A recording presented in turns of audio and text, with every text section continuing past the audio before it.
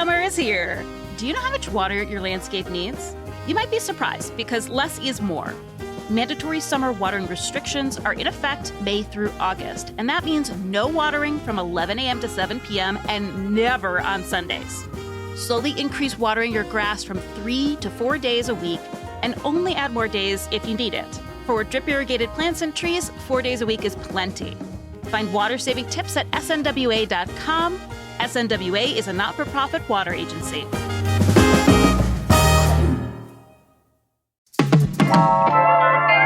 Good morning, Las Vegas. It is clear and bright and wonderful outside, which can only mean we are careening towards the summer heat. So enjoy it while it lasts and hang with us as we cover the hottest news stories of the week. Today on CityCast Las Vegas, I'm joined by my co-hosts Sarah Lohman and Andrew Corrali, founder of TheList.Vegas, and we're discussing a recall of autonomous taxis in Las Vegas, the gloomies and slight doomies of the Economic Forum's forecast, and the Sphere picking on poor Beyoncé. It's Friday, May 9th. I'm David Figler, and here's what Las Vegas is talking about.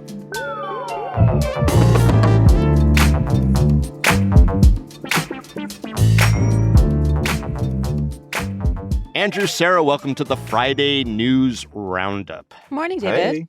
Hey. So we like to start the Friday News Roundups with a hot headline, but when the legislature is in session, we like to start it with a hot ledge line. Hot ledge line. Yeah, that's my Sarah Lohman. So while not exactly quiet, the ledge has been strangely, low-key this time around, but all that could change as we get towards the final days in just a few weeks. You know, one story, and this is going to be the hot ledge line that hit me, was a hearing on SB 121, which is a bill giving homeowners extra time to do their landscaping when they move into an HOA before the HOA gets to go nuclear on them with fines and even foreclosures, because, HOAs. Right now, a new homeowner has up to 6 months to make their yard beautiful.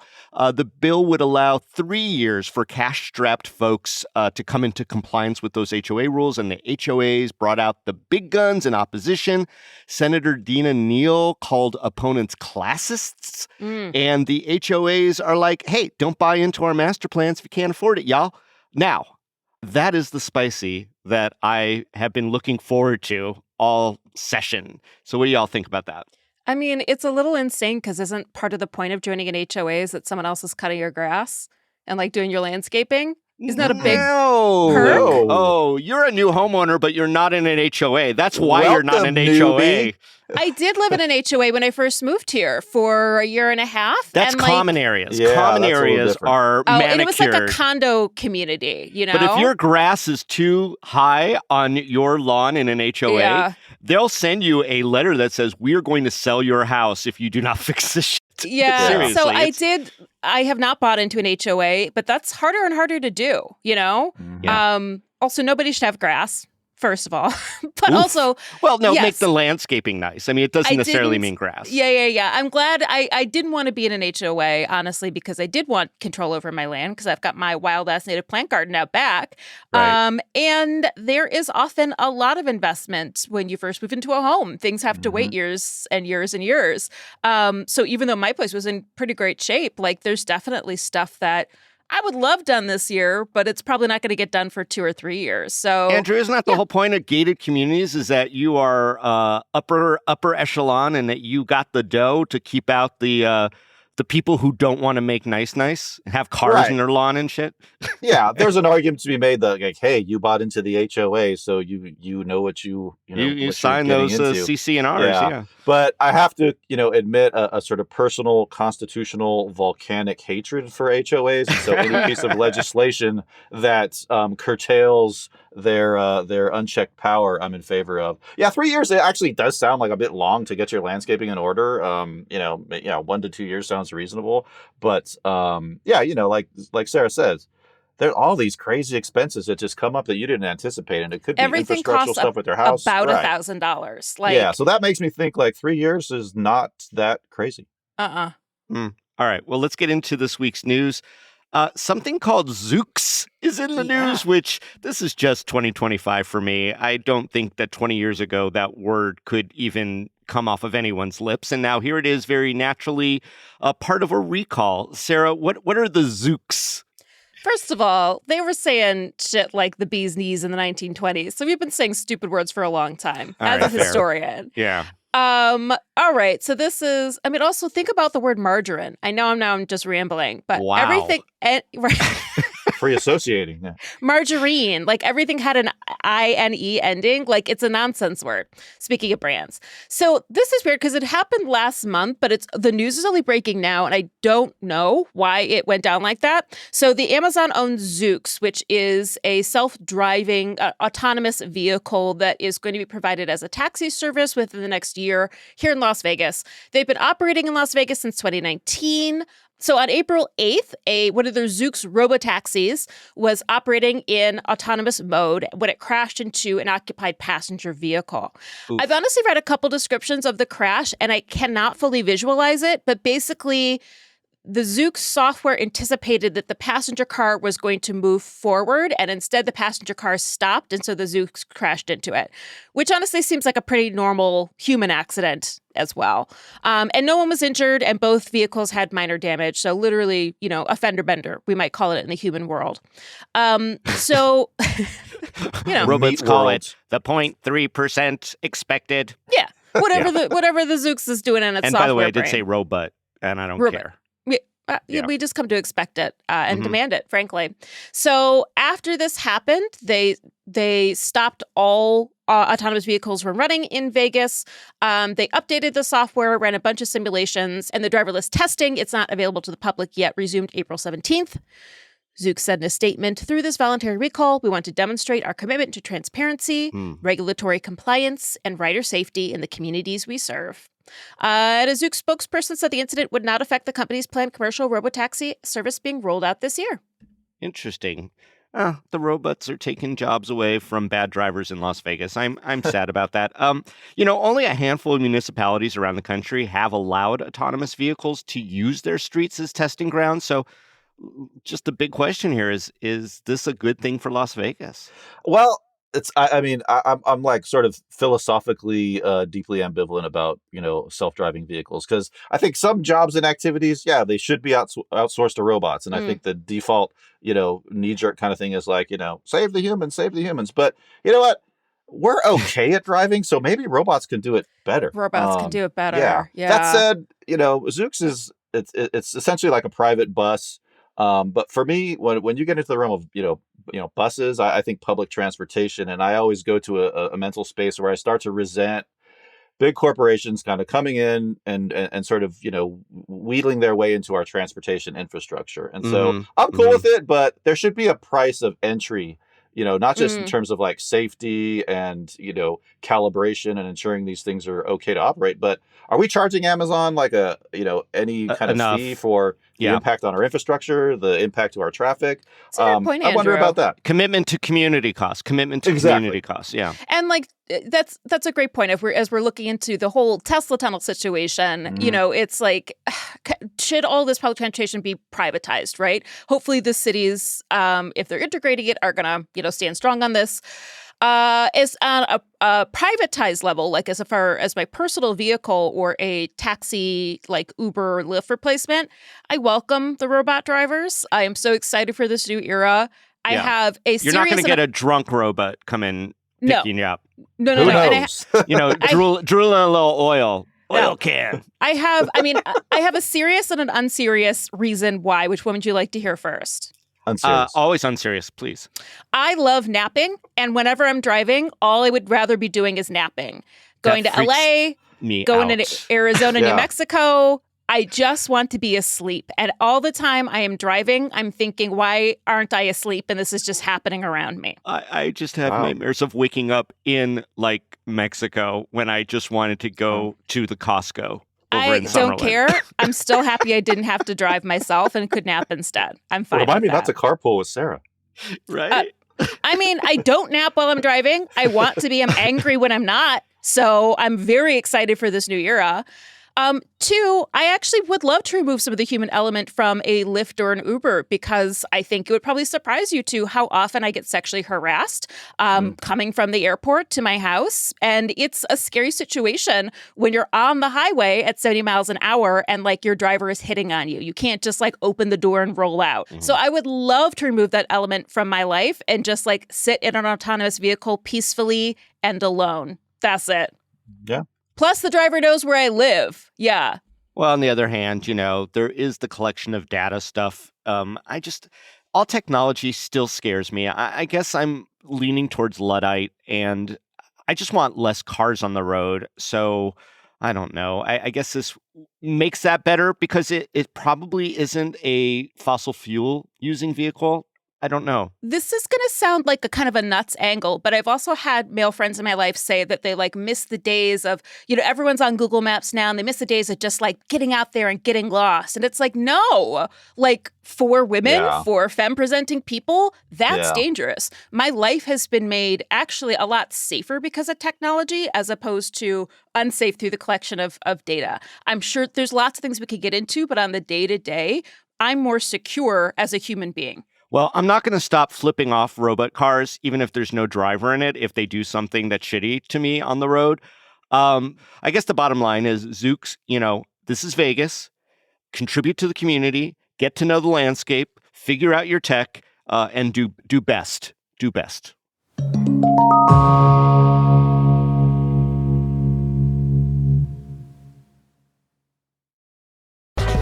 Hey y'all, it's executive producer Sonia Cho Swanson. And before I went on mat leave last fall, I sent my parents and my in-laws each an Aura digital picture frame. And let me tell you, they are obsessed. I don't put my baby on social media, but I do upload her pics to her grandparents' frames in the Aura app. It's pretty easy. Like the other day, I uploaded a video of my daughter seeing butterflies for the first time at the Springs Preserve. So cute. And the whole family gets to share that memory forever.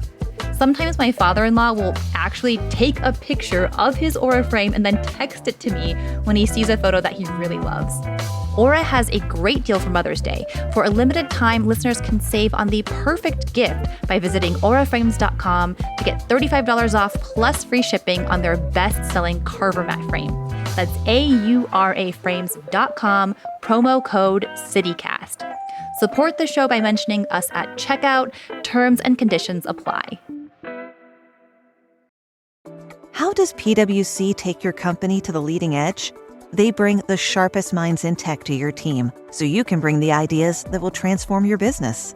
They're passionate about your industry, so you can walk into any room with every advantage. And they're with you every step of the way, so you can know you're headed in the right direction. PwC builds for what's next, so you can get there now. Get started at pwc.com/us/leading edge.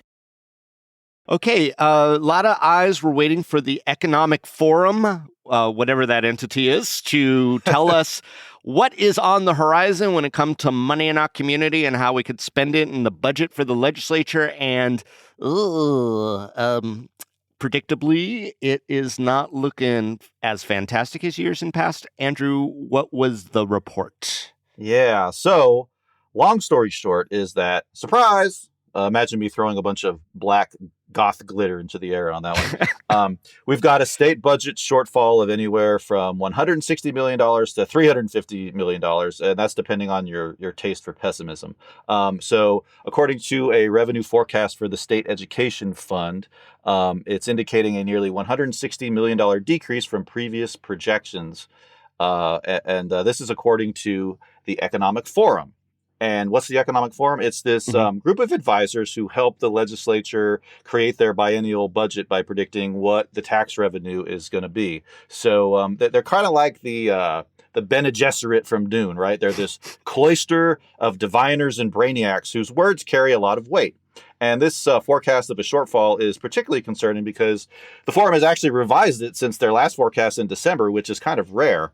And usually their prediction is fairly sage and it holds. So on the bright side, this shortfall is just maybe like 1.6% or so below the current legislative budget.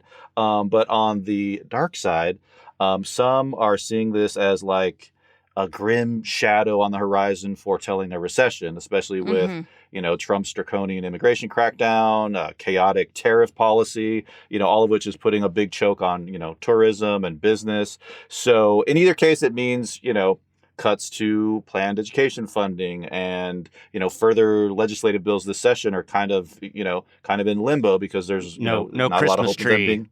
Yeah, exactly. Not a lot of hope of them being funded. So, it's not looking good.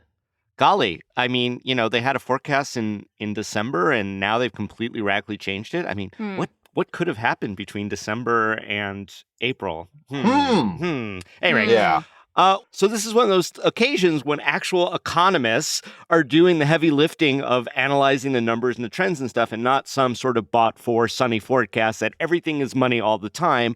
So I can appreciate that, but I also am impacted by this news. I mean, how does this hit you, Sarah? It's really nerve-wracking. I mean, I bring this up sometimes, but we're part-time here. And, by choice, too. Like, I've got a lovely career as well as a food historian and writer and general adventurer and bon vivant. But bon vivants don't do particularly well in economic downturns. That really tickled Andrew. Sorry. But such great creative works will come from you, bon vivant. But they don't. The vivant is not so bon. I was well into my working life in 2008, 2009. I was like approaching 30, and it was a really rough year. I got through it. It led me to some great decisions. But like having that memory of how tough, like basically 2009 was for me, it sticks with you. And so I'm both really worried, really bracing for it, and also saying yes to way too much work right now to sort of shore myself up for the end times. Yeah. I mean, that's real. You hear these forecasts that there's going to be huge budget shortfalls and all, but you also know, because, I mean, he talked about in his State of the State address that Governor Lombardo is aware that we have the biggest rainy day fund in our history, like a lot, like much more than the shortfall. So yeah, what is it, like 1.24 billion or something? Yeah, like something like that. That's just sitting, in a Christmas savings account, earning whatever it is. But that said, looks like rain, guys. Like, why is nobody talking about dipping into the rainy day fund? What is so important about having a rainy day fund if you don't use it when... Seems like exactly why it's there. I mean, not only did Vegas do 2008, but they also did the pandemic, which hit harder economically here than other places. So this seems like exactly what this is for once we get there, right? Yeah, and every time there's the state budget shortfall, which is a sort of biannual tradition, right? That it happens every 2 years, and it's always an occasion for every armchair economist to froth up their magic formula to solve our state budget woes. And so it's like a rainy day fund. We need to revisit our state tax structure and stuff like that. And that's interesting, Andrew. I mean, we don't have state taxes in Nevada. That is an incentive for a lot of people to move here, but a lot of people moving here without there being a state tax system puts a huge, huge burden on our infrastructure and our ability to provide services, which is why we're probably, as Sarah Lohman likes to say, next to last, but not the worst in almost all the good categories. No, just almost. Never last. Right I phrase it more positively. I love that we're never last. We're 49th from first. Yeah. Right? Sorry, Mississippi. Yeah. I mean, we're never going to cross that third rail, are we? We're never going to talk about state income tax, even though it probably would be really, really helpful, wouldn't it? Maybe. Yeah. And I'm not an economist, but I mean, I sort of like not having a personal income tax in Nevada. Sure, who doesn't? But I think you also like good education and affordable housing and mental health care. Yeah, but in Nevada, I mean, the buffet table has so much more on it. Right now, tempt me with like a corporate income tax, a raise of the gaming tax, which at 6.75%, that's the lobster. That's the at prime rib. 6.75%, it's like among the lowest in the country. I mean, it's the lowest of all the states that have gaming. We have the lowest gaming tax. Or let's talk about raising taxes on mining, and now we're talking. Mm-hmm. Yeah, it's a provocative conversation for sure, but I don't see our legislature having it. Sarah, are you seeing signs of economic slowdown in everyday life already? I mean, I know it's forecast for the imminent future, but how about right now? No, I am, and I'm curious to see if y'all are seeing it too. Like the one thing that shook me, honestly, was, did you hear that the Burlesque Hall of Fame is shutting down? Yeah, the physical Yeah. building. They're gonna close that. Yeah. And they were super transparent on their Instagram about why it was happening. They laid it all out. They said, we're heading into a recession. Tourism is down, so visitation at our museum is down significantly. Ticket sales for our burlesque weekend is down significantly. So they said they've made this decision to close the most expensive part of their operation, the physical building, in order to preserve the collections, which of course now won't be open to the public, and also maintain, be able to put on their burlesque weekend. So they're making a decision. Some might say it's an early decision, but it seems like a smart one, but also a really heartbreaking one too. So, what other cultural institutions are we going to lose here in Vegas? But that felt like, okay, this is the first big shutdown. Yeah. Yeah. How about it, Andrew? You seeing anything out there? Yeah, I'm not seeing anything personally, and I don't work in hospitality or tourism, but another facet of economics is psychology, right? And whenever you start hearing things like state budget shortfalls and drops in tourism numbers, you start to enter this miasmic cloud of anxious retreat, right? Where people think, there's going to be a recession, so I'm going to pull back on my spending, which creates this kind of vicious cycle. So that's kind of what I've been doing, just, hoarding my meager little leprechaun pile of cash, and saving my acorns. So in that sense, I am anticipating it. Got it. The only personal one that I have is I was asked to speak as a keynote for a group of Canadian lawyers who were having a convention here in Las Vegas later in May. And there was a lot of back and forth whether or not they were going to be able to pull it off. Their numbers from their typical annual gathering here in Las Vegas were off, and they were deciding whether or not they even move forward with it. And ultimately, they did. It's going to happen. Can be protest as well, too. Yeah, it's not just economic for Canada, although America's decisions are affecting the world. A lot of people are not traveling anywhere in the States out of protest for what's happening here in our government. Yeah. No, it's really an uncertain time, and especially, when my New York Times bot in my inbox continually hits me with breaking news, those words stop having meaning. It's if it's breaking news every few seconds, then you need to come up with a new term. And usually it has something to do with the economy or some impact on the economy. And so it's frustrating. It's confusing. And I'm saddened to see the results of the economic forum, but I'm not surprised. I just hope that we find some adults in the decision making to do some of the right things and maybe look at the things that have hitherto been undiscussable because they're so sacred. Hitherto this early in the morning. Yeah, I'm hithertoing.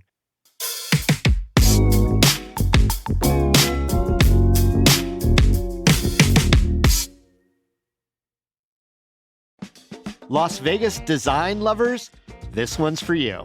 On Saturday, May 10th, the Neon Museum is hosting a very special authors talk with Vegas legend Roger Thomas. He's a 5-time Architectural Digest AD 100 honoree and a member of the Interior Design Hall of Fame, but more importantly, Roger helped redefine the Vegas aesthetic, partnering with Steve and Elaine Wynn to transform those old dark maze-like casinos into luxurious spaces bursting with elegance, antiques, and drama.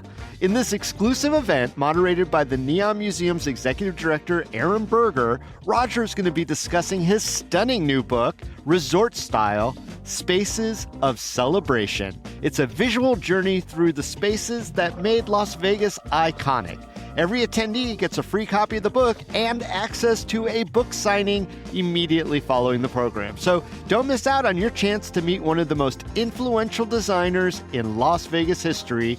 Reserve your spot at neonmuseum.org. That's neonmuseum.org.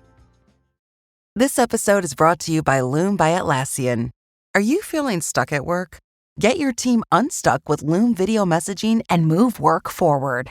Use Loom to simultaneously record both your screen and yourself to share a quick update, provide feedback, train a colleague, and everything in between. Plus, add Loom AI to your meetings for instant written notes and recordings. Try Loom today at Loom.com. That's LOOM.com. All right, let's further more and more over into the third category. Beyoncé. She is obviously celebrating the Cowboy Carter tour, and it's coming to Allegiant Stadium right around the corner. As part of the magnificent, as I would imagine, visuals for her world tour, she had an image of herself sort of scooping up the sphere, the sphere from Las Vegas, and doing some fun stuff with it. Nothing in a negative light, but she did receive, and I'm doing this from a report out of Variety, a cease and desist order from the Sphere saying, don't incorporate our building into your world tour and stop right now. You didn't negotiate with us. You didn't get our permission. And Beyoncé complied by swapping out the image of the Sphere with the image of the place where she is going, which is Allegiant Stadium. They said that she was portraying the Sphere in a light that they did not approve of ahead of time. Though, oh God, reasonable creative minds can differ on that. But nonetheless, it was a formal legal action, and her team, instead of deciding to fight it, which is why would they, just swapped out Allegiant Stadium. So now instead of holding a giant mystical disco ball, she's holding a giant mystical Roomba, because that's what the Allegiant Stadium looks like to me. I think we could all agree that the Sphere is being somewhat shitty here. Yeah, it's weird. Shooting themselves in the foot. But I mean, are we in agreement? Before I assume. Yeah. Yeah, it's totally really on board, weird. yeah. Boo Sphere. Right. Boo Sphere. Let's flip the script. What's the Sphere's best defense here? That she's besmirching the dignity of their brand. I don't know. We're besmirching this early in the morning. All right. I mean, that's the thing I don't What can I get. say? So yeah. All I know is isn't the guy that's the owner, or David, what's his name? The guy that owns the Sphere. Dolan. He's also the head. This is his last name. Yeah, that's his last name. Okay, good. I know I have a friend named Dolan, so I was just making sure it wasn't him. He owns Madison Square Garden, and if your friend Dolan does own the Madison Square Garden, yeah, I know he's really been hiding a lot from me, Dolan. I'm coming for you. Listen, he does this thing where if he doesn't like you, he bans you for life for all events. It's nuts, and he's doing the same thing at the Sphere. It's just this really childish. I don't know. It's just weird. David, didn't you tell me there was some letter to the law firm banning the entire firm from ever going to the Sphere again? Yeah, a friend of mine is involved in litigation. I don't know if he wants me to mention his name. I know he's a regular listener here, so I'm not going to shout him out. But he did post something on his Instagram showing a cease and desist letter, basically a trespassing letter, that said, hey, your firm is suing someone who, whatever, got hurt at the Sphere, whatever. You and all the attorneys and all your employees are now banned from the Sphere. You cannot come in. And, we know that in New York, at least, they use facial recognition technology to do just that to people who have litigation with billionaire James Dolan. So, yikes. Yeah, that's so weird. Okay, I'm going to defend the Sphere. The Sphere is losing tons of money, and it was a really expensive venture. And if someone wants to utilize the imagery that they spent so much in R&D and construction and stiffing vendors to build, they should get compensated. And it was just a matter of money. So are people not allowed to take photos and put it on their Instagram anymore? Are there going to be constant guards? That's not commercial purposes. Beyonce's making a lot of money on the Cowboy Carter tour, and so but she's not maybe making the Sphere it should get some of that the sweet, visualization sweet money. of the Sphere. That's not people are still going to come. Oh, okay. Now, as a creator, Sarah, that's the argument that people will use when they take a line from your book and incorporate it into something else and saying, look. But there's a difference between quoting and crediting me and appropriating or stealing. And you can't steal the image of the Sphere, right? Well, that's the question, right? Yeah. I mean, it's so iconic and so part of the landscape almost instantly. But by the same token, they're trying to protect their monetization of their entire building, and they went after someone very rich. It's not like they went after you can see it from my house, so I'll stop looking in case they might again see me you're not making money off of it. Much. That's what I think. I have to say, I'm really enjoying this spirited legal debate, though. That's actually more substantive than I would have expected. My mom always said I should be a lawyer. Yeah, well, I don't believe in what I'm saying, which makes me a great lawyer. It's actually not just joking. Actually, you kind of turned my head a little bit for a minute there, David. So but that's why he makes the big bucks. Yeah, for me, it's interesting. There's this weird, tensile divergence going on between the Sphere's corporate personality, which Yeah. is kind of petty and mean-spirited, and they're proclaiming these lifetime bans and dissing music megastars. And then you have Orby, their cute little mascot. And I'm reminded that this sort of mordantly obvious, like, wrenching disparity between artifice and reality is one of like the hallmarks of like the of cyberpunk aesthetics, which is to say dystopian, right? And so I just think that's so funny that philosopher you have Andrew. this Orby, and then don't use our image kind of No, thing. I love it. Okay, let's ask the ultimate question then. Is there anything in Vegas that is so sacred that we should have to collectively, as a city, give approval for anyone to use it, in music video or otherwise? That feels, when you phrase it that way especially, that feels like the antithesis of Vegas. Exactly, yeah. All about selling out. We're all Yeah. about showing off. We're all about using that cultural cachet to get people to come here and spend their money. So Sphere, what are you doing? What are you doing? So nothing is so sacred that we should protect it with all the might of copyright law. I would say not. Yeah, I mean, our image is one of our most prized commodities. But I would consider, like, there's something so like nasty and gross about the Fremont Street experience that it achieves like sacrality, and we should turn it into a church. Now we're talking. All right, yeah, Sistine Chapel up on the screen filth. above. Let's have a conclave. Well, I'd say the only thing Exactly. that is absolutely holy and that should not be commercialized and used in ways not approved, at least by his family, would be the visage of Cookie Jar, R.I.P. Oh, good answer. Yeah. I'm still thinking about the Sistine Chapel of Filth. Now we're talking. There you go. TM. All right, well, yeah, right. Copyrighted. Yeah, good luck with that. I'm sure there's plenty of people out there exploring that theme. All Hey, right. David, before we wrap up, you Yeah. are hosting a live podcast taping at the Rita, Dean, and Abby Museum Oh, yeah. on Thursday, May 22nd. So excited. The topic is the lost art of Las Vegas. What does that mean? What's that about? Just how much art has kind of come through our community, some on display, some in private collections, and sort of where it all is and where it wound up and where some of the more prominent ones have kind of disappeared to. It should be a very fascinating conversation about our relationship with fine art in our community. And we have some great guests, and it should be just a raucous time. And I will tell you this, that if people have never been to the Rita, Dean, and Abby Museum, it is in a residential / rural area that's over on the west side of town. It is gorgeous. What they've I done haven't there been. is remarkable. And the event is free. The event's free, Yes. but we need people to pre-register. You need a ticket, even though it doesn't cost any money. So we're going to drop the link in the show notes, but it's going to be a good time. I can't wait. Yeah, and I talked to the director over there. She said tickets are already getting snatched up. So please reserve your spot. Even though they're free, we want you to reserve it to make sure you get in. Well, Sarah and Andrew, as always, I love how you guys take it deeper. You know, that's the thing, is that there's so many great conversations that can be had that don't in our community, and you guys always nail it. So thank you for joining me on the Friday News Roundup this week and always. Yeah, thank you, David. Oh, thank you. And we have wrapped up our spring membership campaign. We met our goal. So excited. Really heartfelt thank you to all of you who became CityCast Las Vegas neighbors. Your support means so much to me. So I want to shout out some of the last round of our new members. Pierce R., Randolph F., or Randy F., as I know him, Sebastian V., Wayne K., Daniel B., Carol H., David S., Autumn C., Ginge B., Sam M., Lacey W., Lisa M., Diane O.B., and Raphael R.S. Thank you, one and all.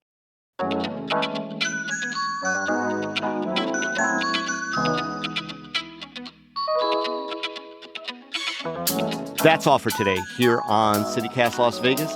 Our producers this week were Sonia Cho Swanson, Layla Muhammad, and Natalie Rivera. Our newsletter editor is Rob Coucheries, and our roving newsletter editor was Adrian Gonzalez. Our hosts are Sarah Lohman and me, David Figler. Music is by OG Moose and All the Kimonos, as well as Sven Lindvall, Wendy Marcini, and Gregory David, all courtesy of Epidemic Sound. We record the show on the traditional homelands of the Nuuvi, the Southern Paiute people. If you enjoyed the show, why not tell a friend? You can rate our show, leave us a review, and subscribe to our morning newsletter, Hey Las Vegas. We'll be back Monday morning with more news from around the city. Till then, stay lucky.